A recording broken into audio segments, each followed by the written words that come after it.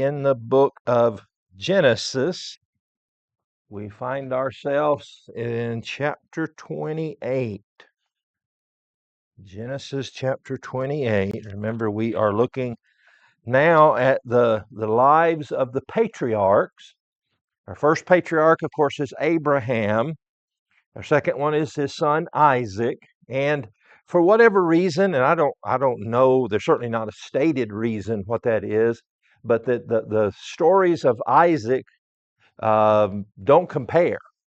Of course, Abraham, and we would understand that. Abraham takes up a bulk of the story, a good amount of story. And then Jacob, we're going to have a lot about his life. And then particularly about Joseph, the next generation of the patriarchs. But Isaac gets the short shift there. There's not much about Isaac. And what there is seems to be more of, he's almost a part of somebody else's story in that. And I don't know what to make of that, probably nothing to make of that. But when we closed out last time, Isaac blessed Jacob. He thought he was, or seemed to think that he was on his deathbed, but remember, he lived another 43 years after that blessing. And so now Esau has drawn the short straw twice. Once of his own making. Remember, he sold his birthright to his brother Jacob for that bowl of stew.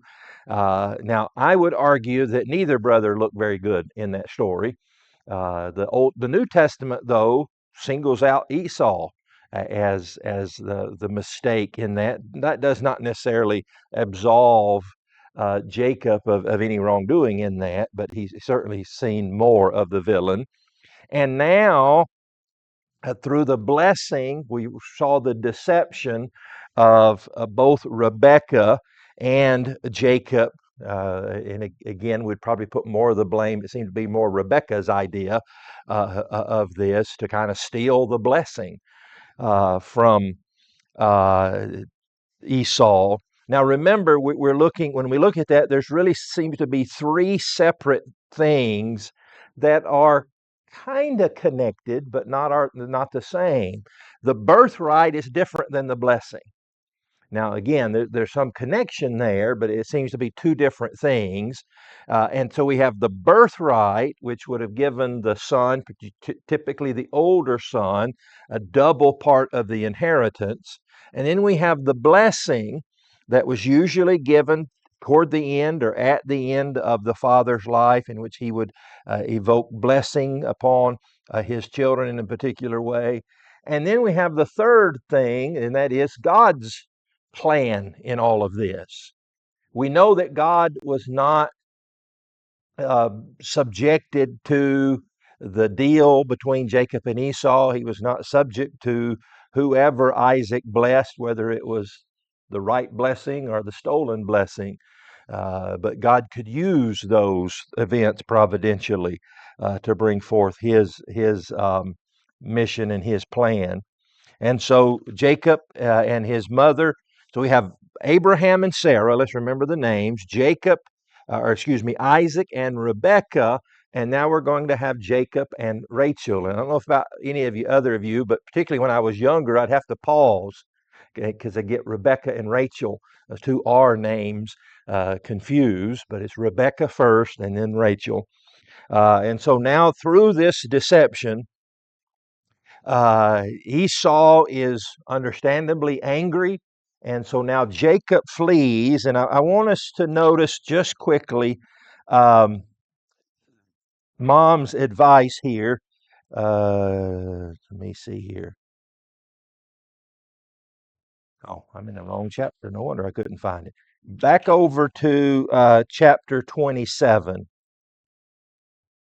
It says in verse 41, Esau hated Jacob because of the blessings, and says, the days of mourning for my father at hand, then I will kill my brother Jacob. So again, they seem to think that father was near the end of his life.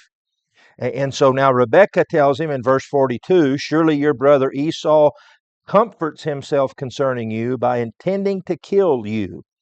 Now, therefore, my son, obey my voice, arise, flee to my brother Laban in Haran, stay with him a few days until your brother's fury turns away. So, in your mind at least, underline a few days. That few days is going to turn into 20 years. And so, uh, we don't know, again, we don't know what to make of that. Is there just still that fear? Or it could be simply that, as we're going to see tonight, Jacob just gets involved with Laban and his family, and things just happen that way. And so a few days, again, is going to turn into 20 years before he makes his return, at least 20 years before he makes his return back home. And so because of his fear, the anger of Esau, Jacob flees and does what his mother says and goes back to kind of their ancestral homeland, to Haran, or their second ancestral homeland. And so that's where we are in chapter 28. Esau is going to marry. Jacob finds himself at a place that will become Bethel, and he has this unusual dream, and it's a dream that we're probably fairly familiar with. What does he see in this dream?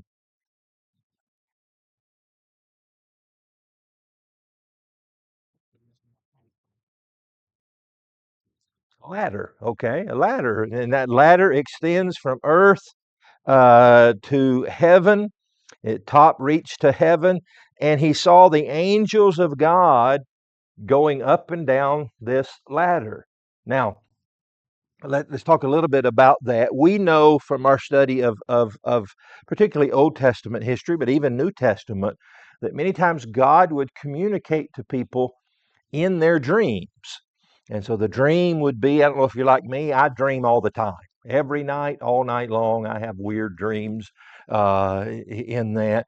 And so these people would have those dreams, but sometimes they weren't just dreams, the process of your own weird mind coming up with things and stories, but that God would insert himself into that and give you that vision in the spot of a dream. And that seems to be what was happening here. And he sees this again, this ladder with angels going up and down.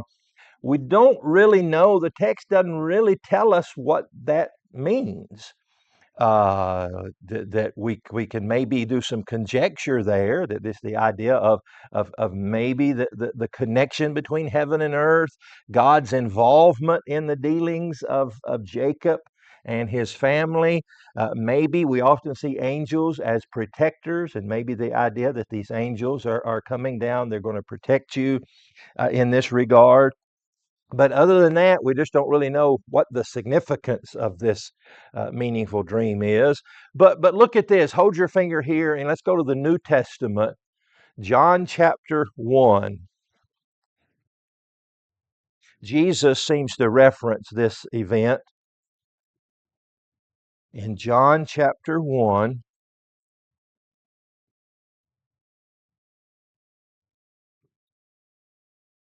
Someone read the last verse 51.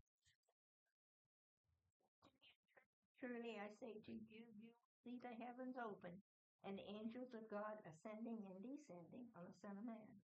Okay, so I think he doesn't give the name of Jacob, doesn't give the scriptural reference. He doesn't say Genesis chapter 28, but it has to be a reference to that, right? An allusion to that when he says to Nathaniel that you're going to see that. You're going to see the angels of God ascending and descending upon the Son of Man.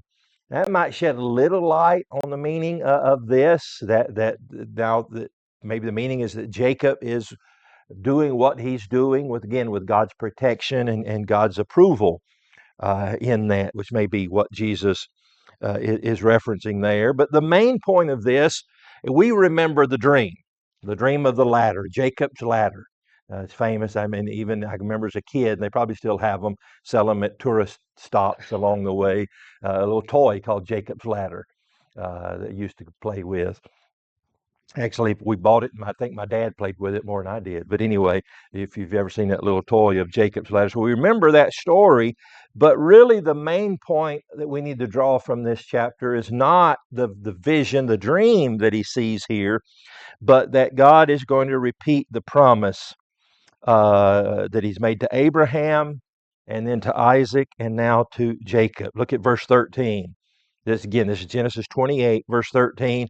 Behold, the Lord stood above it and said, I am the Lord God of Abraham your father, and the God of Isaac. The land on which you lie I will give to you and to your descendants.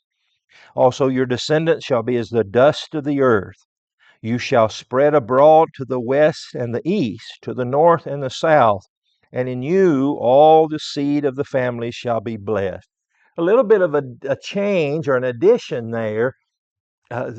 He's used these illustrations or analogies to talk about the number of descendants, the stars in the sky, the sand on the seashore. But here he uses the term dust, but not just to refer to the number of descendants, but that like dust, they were going to spread and be pervasive in that. And certainly we see that being fulfilled. And not just spread, but the spreading would be spreading the blessings to others. And I'll be with you, verse 15, and keep you wherever you go and bring you back to this land. For I will not leave you until I have done what I have spoken to you. And so now Jacob is going to, in verse 19, he's going to name this place. We would pronounce it Bethel. Maybe a correct pronunciation, it would be Bethel, because it's really two words.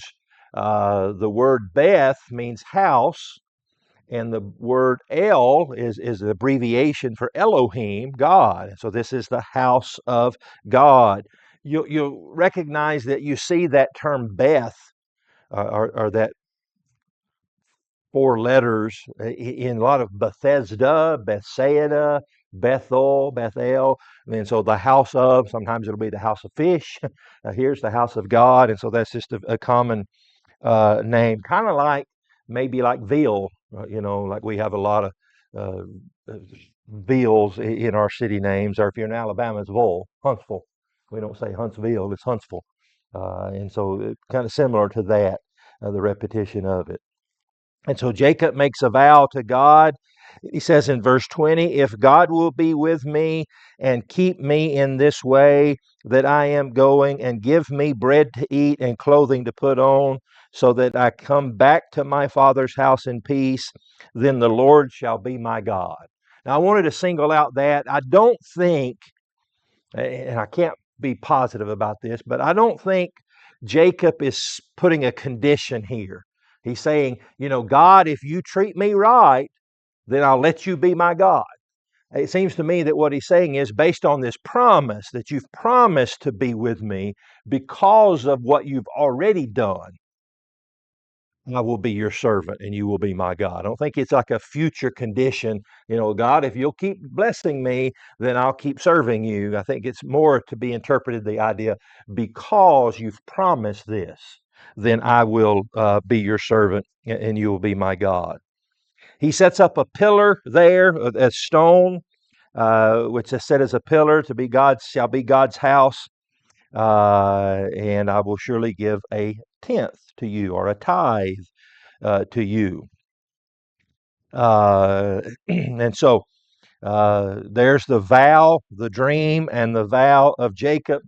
And now we get to chapter 29. Any questions or comments about that? We kind of blew past a few things. The pillar, stone pillar there. We don't really know what to make of that, whether that was really a stone for his pillar, or some argue that it was maybe stones that were put around kind of to protect his head. But it may have been a stone pillar as well. But now in chapter 29, so we've already seen back in chapter 28, we flew past this, but Esau gets married. And so now we're going to see Jacob as well. And so he goes on his journey, and he came to the land of the people of the east. And he looked, and let's move ahead here, I've got some maps here. Maybe let's back up here. So okay. So now he goes to Haran. Here, I can maybe do this. Well, if I get my clicker. Oh, there it goes. Here we go. Here, for a point of reference, remember, anytime you're looking at a Bible map, first thing you need to do is find Jerusalem. That'll help you get your bearings on that. Just like looking at a map of the world or the United States, first thing you want to do is find Alabama, and then you can get your bearings. I'm sure you all do that, but find Jerusalem on the map. And the best way to do that is just find the Dead Sea and go to the very top of the Dead Sea and take a left. And so there's Jerusalem. And so here's the land of Canaan. And that's what it is now. It's just the promised into the future land. And so he travels from this back up to Haran, or Haran. And now that's where we find him in chapter 29. He went on his journey, came to the land of the people of the east, and he looked and saw a well in the field. And behold, there were 3 flocks of sheep. Now, we have to see the providence of God. What are the odds that he just accidentally came across this well, if not for the providence of God? And behold, there were 3 flocks of sheep lying by it, for out of the well they watered the flocks. And a large stone was on the well's mouth. Many scholars think this was probably more of a cistern than a well that was there, and maybe this stone protected rogue animals, maybe even rogue humans from getting in it, maybe stop the evaporation process if this truly was a cistern. And Jacob, and now all the flocks would be gathered there, verse 3, and they would roll the stone from the well's mouth, water the sheep, and put the stone back in its place on the well's mouth. And Jacob said to them, My brethren, where are you from? And they said, We are from Haran. And he said to them, Do you know Laban, the son of Nahor? And they said, We know him. And he said to them, Is he well? And they said, He is well. And look, his daughter Rachel is coming with the sheep. Again, I think the way to look at this, other than it is providential. And so it just so happened that he found the well where Rachel, the daughter of Laban, remember that's who he would send. She's Rebecca, mom Rebecca said, You go find Laban, my brother. Now, I don't know that we can ever really appreciate the difficulty of finding somebody in ancient times. It's so easy today, but think about how difficult. I mean, it's not like he would have pulled out a Rand McNally map and said, okay, go up here, I'll take a left and then take a right, and then, now welcome to Haran, sign there. Just finding the location would have been difficult. And then finding an individual, it's not impossible, but it would have been a task, but certainly he's helped along, as we said, we assume, by the providence of God. And so here's Rachel. Then he says, Look, it is still high day, the New King James says. That's really early in the day. And it's not time for the cattle to be gathered together. Water the sheep and go feed them. Now, seems to me he's just trying to get rid of them. He just look, no need for you to hang around here. And so leave me alone with my family or whatever. And so they said, We cannot until all the flocks are gathered together and they've rolled the stone from the well's mouth, then we water the sheep. Now, while he was still speaking with them, Rachel came with her father's sheep, for she was a shepherdess. And it came to pass when Jacob saw Rachel, the daughter of Laban, his mother's brother, and the sheep of Laban, his mother's brother, that Jacob went near and rolled the stone from the well's mouth and watered the flock of Laban, his mother's brother. Now, I don't read too much into this, but we have a couple things maybe we can read into this. Is this stone, they're saying we need to wait till there's more people here. And so maybe this eradicates a mistaken notion that Jacob was this little sissy mama's boy. He seemed pretty strong here. But then, can we also maybe see a little bit of male machismo in here? That here's this pretty girl, and I'm going to show off. You know, a lot of hernias and bad backs result from guys trying to show off for pretty girls, and so yeah, yeah, maybe a little bit of that. We can see this. Now, don't make too much, I don't think, of verse 11 when it says, then Jacob kissed Rachel and lifted up his voice and wept. Some will say, well, this was just love at first sight. I mean, he just ran up and kissed her. But remember, this is not just his future wife, this is a family member. And he has fled from his family and is going to be away from his family for what now would be an unknown amount of time. And so things are bad at family at home. Dad's dying, so we think. Brother hates my guts and is going to kill me if he can find me. I'm separated from my mother for who knows how long. And now I see a cousin. And so I would see it more of that, more of kissing cousins than it would be kissing a potential girlfriend and a wife here. That it seems to me they're just overtaken by emotion to see a family member after all this time and under these difficult circumstances. Adam? Yeah, yeah. Right, right. And we have to factor in there the Oriental ancient custom of kissing. We wouldn't kiss, I wouldn't kiss my cousin if I saw him. I'd maybe shake his hand.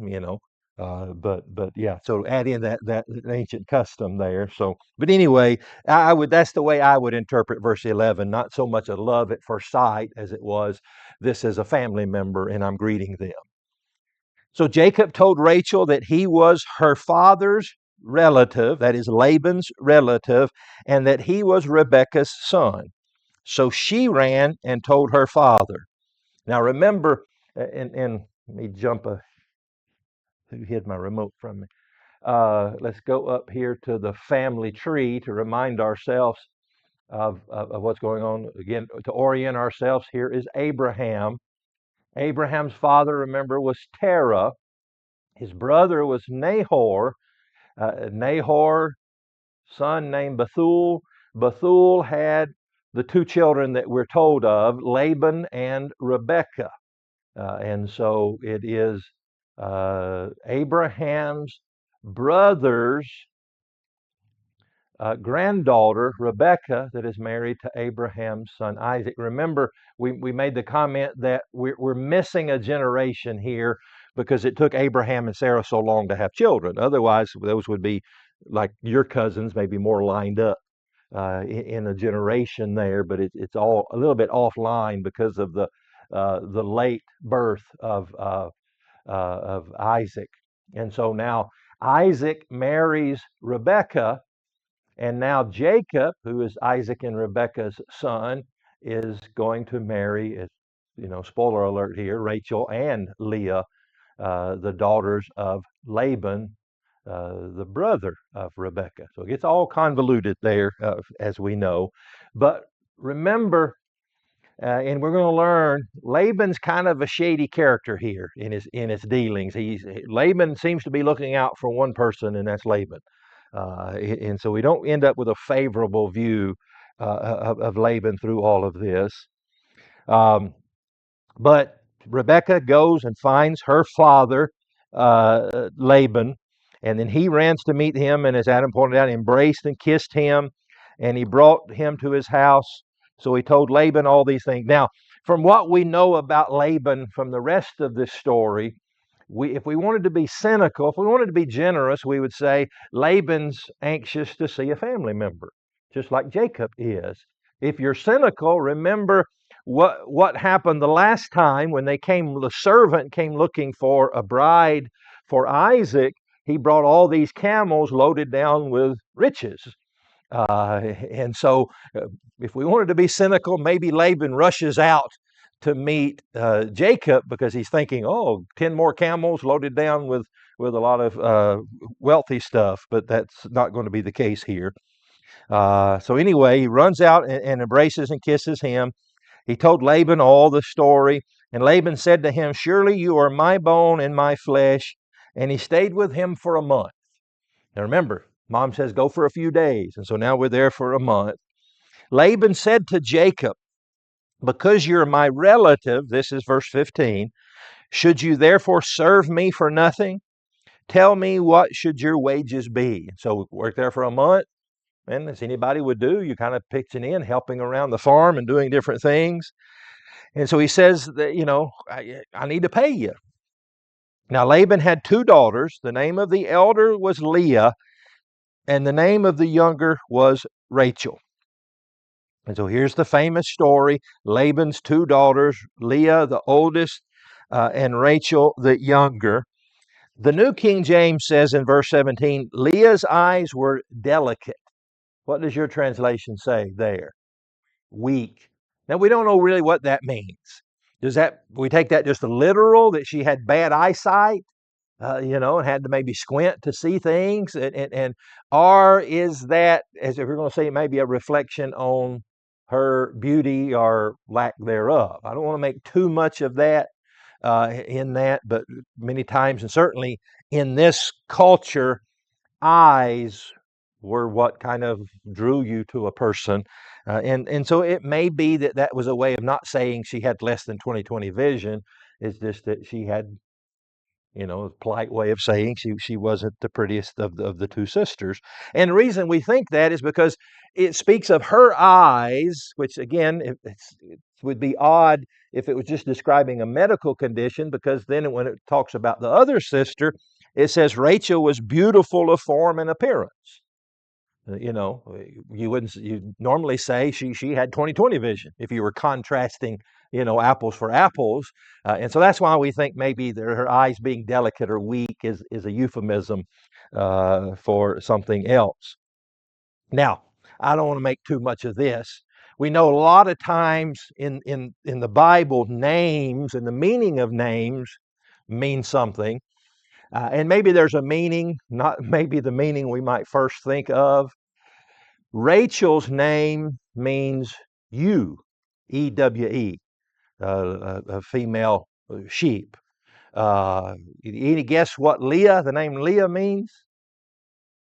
Cow. And so I don't know that we make, if we make anything of this, I know what y'all are trying to make of it, but if we make something of that, it might be simply this. That's kind of the way Laban treats them. He kind of treats them more like farm animals than he does his flesh and blood daughters. And so maybe that's the meaning of that rather than a further interpretation of verse 17. Jacob loved Rachel, verse 18 says, and he said to her, or said to him, I will serve you 7 years for Rachel, your younger daughter. So this all, what am I going to pay you? And I'm sure Laban was thinking, maybe money or maybe part of the flocks. But Jacob sees this as an opportunity, and he says, I'll work for 7 years for your daughter, Rachel. Abby? I think I remember reading at some point, Jacob's like 70 something.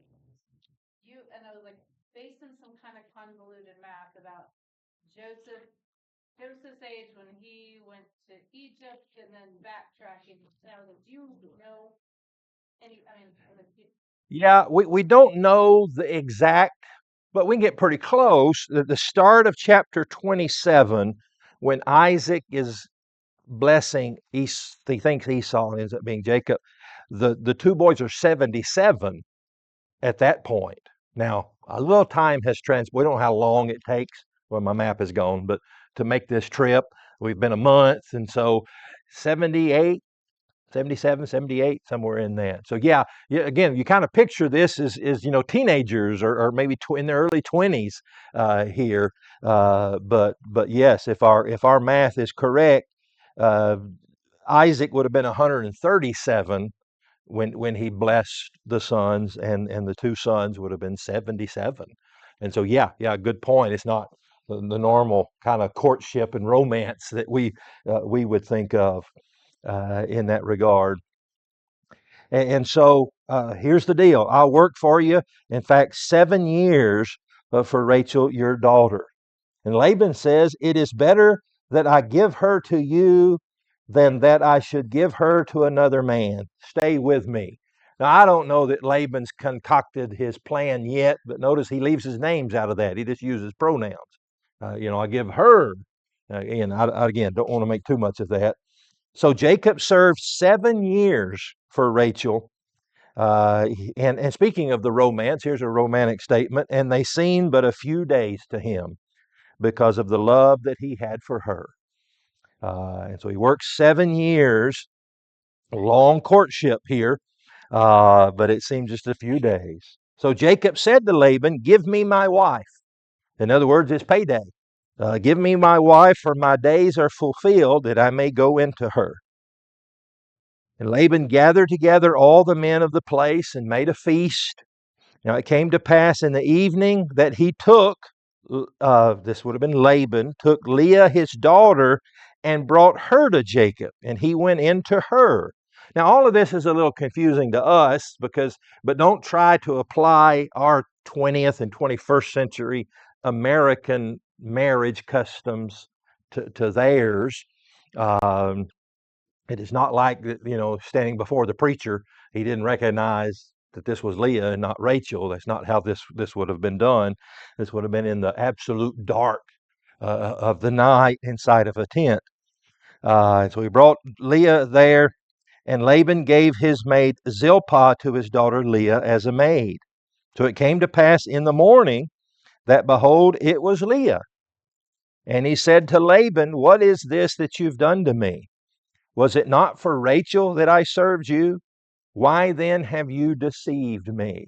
Now, is there any irony in that accusation or condemnation? Why have you deceived me? Now, I don't know that Laban knew any of the story, but he could have said, "Oh, you mean like you and your mother deceived, deceived Isaac?" And so, well, we see a lot of this, what goes around comes around in this. But why have you deceived me? Laban said, "It must not be done so in our country or in our place to give the younger before the firstborn. Fulfill her week, and we will give you this one also for the service which you serve me still another 7 years." And so, again, if we're being cynical, which is pretty easy to do when it comes to Laban, Laban wasn't so much concerned about marrying off his less attractive daughter as he was getting another 7 years of labor from this. Because what we're going to find out, it's not just 7 years of labor, but remember what has trickled down from Abraham through Isaac to Jacob is the blessing of God. And so Jacob isn't just working and not just a hard worker, but he is a worker who's now attached to Laban and his farm, who's receiving the blessings of God. And so all of his flocks, everything's just prospering. Not necessarily, I'm not knocking Jacob and his work ethic, but not because Jacob's an excellent farmer and breeder and all that kind of thing, but because of the blessings of God. And so if we're being cynical, we would say that's really the bargain that he's making is, I want 7 more years of you and what you have been able to do for this farm. And so Jacob did so and fulfilled her week, so that he gave him his daughter Rachel as his wife also. So it gets a little confusing here, not terribly, but so here was the deal. I'll work 7 years, then I'll get my wife. And so he works the 7 years, he gets his wife, it's just the wrong one, but now he agrees to work 7 more years. But now he doesn't have to wait 7 years to marry Rachel. This first one was a layaway. Now we're doing the installment plan. We get the wife up front, and now we have to work for her. You have to be old enough to remember what layaway. I don't know if they don't do layaway anymore. I don't guess. So, Mark. I'm sure they served wine. Maybe he just had a little too much wine. They realized. It could contribute to it, but remember, it's not like when you crawl in the tent and you can say, "Turn on the light, honey." It's absolutely dark. In a rural area, we think about even here. You turn off the lights, it still be able to see from the light pollution of the city. So yeah, but wine may have been a contributing. The feast may have contributed to ability to be deceived. Adam? Used there for feast indicates that there was drinking. Yeah, which would have been common, certainly. Yeah, even in New Testament time, certainly. And, there's similarities in sisters and maybe even in their voices in this. But again, it's just the deception between two siblings, one sibling pretending to be the other sibling. And I don't know if that ever occurred to Jacob that, oh, that's kind of like what me and my brother did.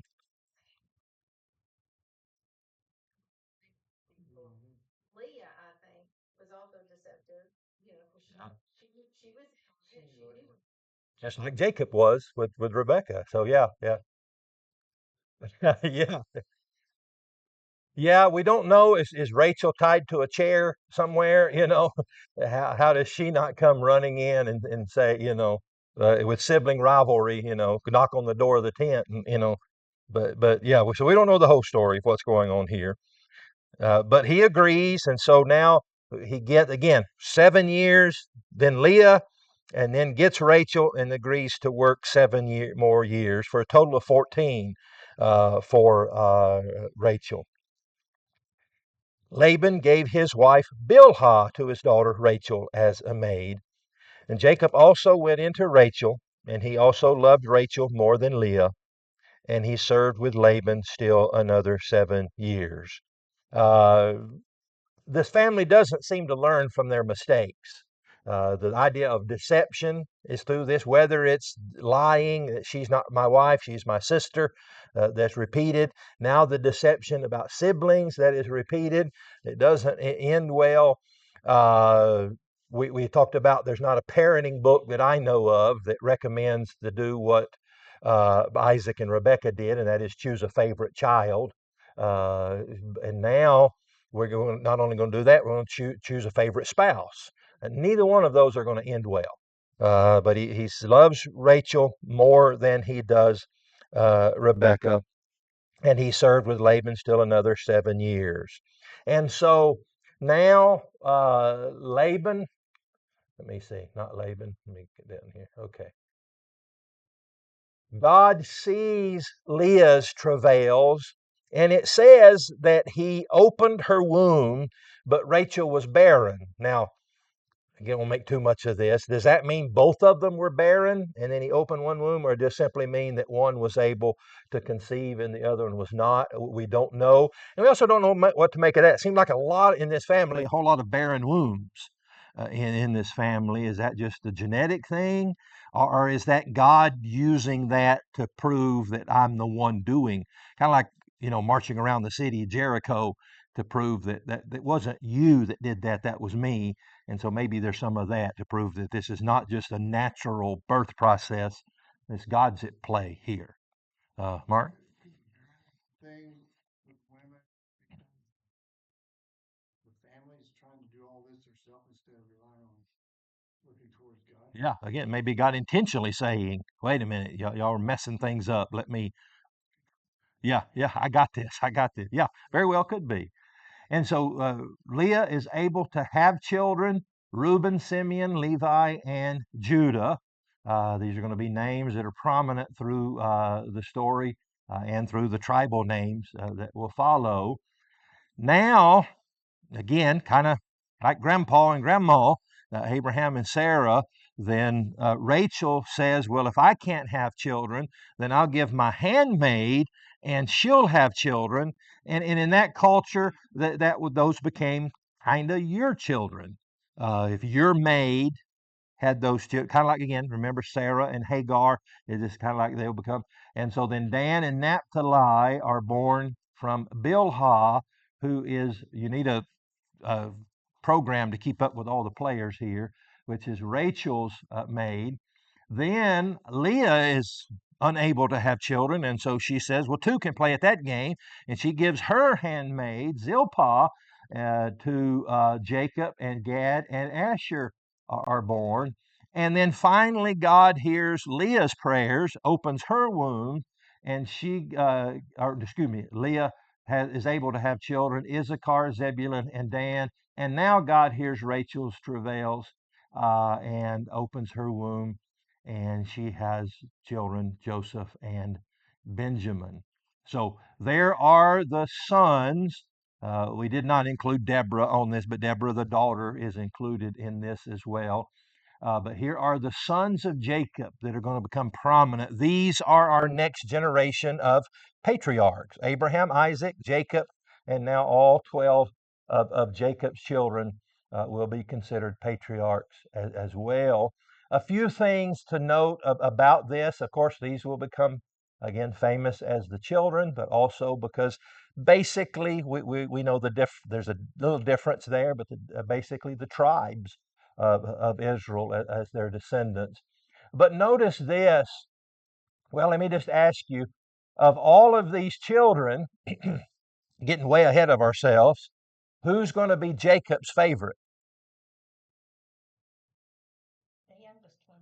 Joseph, yeah, the next to the youngest. And maybe the idea, and we wonder why. Why do you pick a favorite? You know, it might be that just the better kid. The rest of them are, are losers, and he's the best kid, so he's my favorite.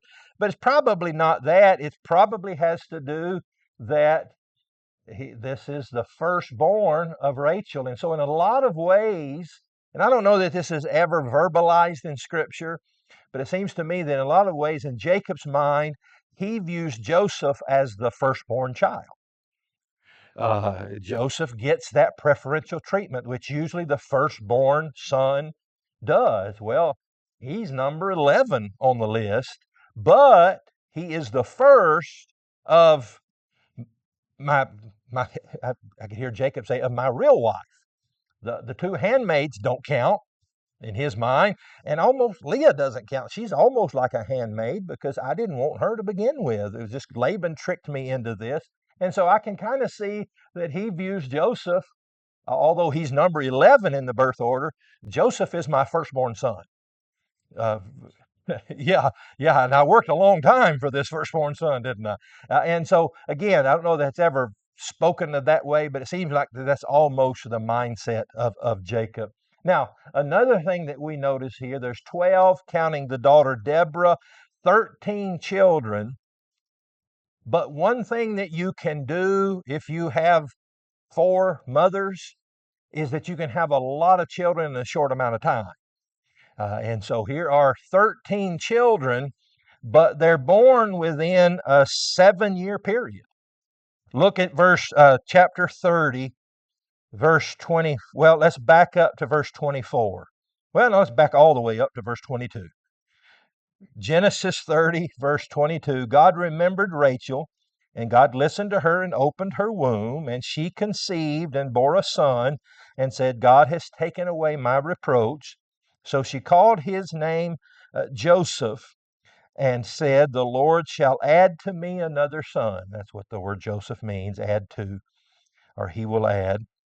Then verse 25 says, and it came to pass when Rachel had borne Joseph, that Jacob said to Laban, send me away that I may go to my own place, to my own country. So in other words, I fulfilled the second 7 years from this.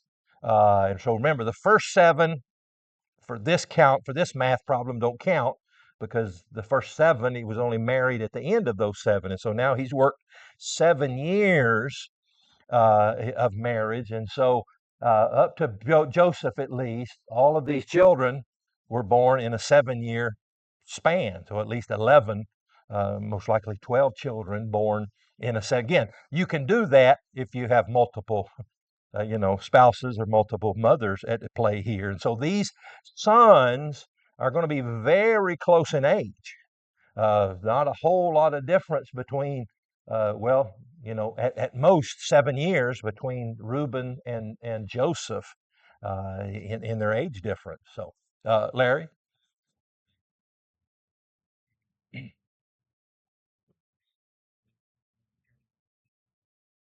Running around that were in the home and one named the tribe of Israel, or when you said that Jacob is blessed by God, and we have the little passage that his wages were going to be the speckled sheep, so all the sheep came out speckled, or goats. Or yeah. All desirable to have little boys more more than little girls, maybe all his kids turned out boys, you know, like that blessing, or you know. Yeah, yeah. True. That very well. Well, where did my chart go? Here, hang on. I'm looking here. Oh, here we go. Yeah, just like here, we have Bethuel, Laban, and Rebekah. There's no reason to believe that Bethuel only had two children. There's just the two that we care about, in the story. And it kind of illustrates that other family tree chart that we're talking about. We're just interested in just these few that are there. So anyway, all right, we'll have to draw a line there and pick up in our story next time. Yes, sir.